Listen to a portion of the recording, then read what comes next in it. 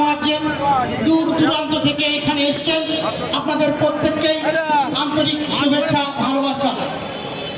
আজ যে এত বড় একটা মহতি কাজ, ইমামদের নিয়ে রক্তদান শিবির পশ্চিমবঙ্গে, আমার মনে হয় এত বড় প্রোগ্রাম ইমামদের নিয়ে এত বড় রক্তদান শিবির এই প্রথম বাকিবিল্লাহ ভাইয়ের নেতৃত্বে।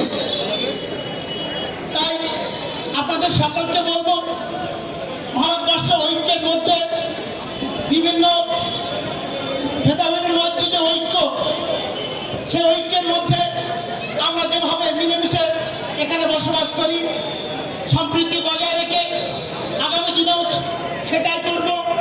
তাই কবি বলছে, রামের রক্ত নিয়েছে রহিম, রহিম দিয়েছে জোসেফকে, সামান্য দান অসামান্য হয়, রক্ত বাঁচায় মানুষকে।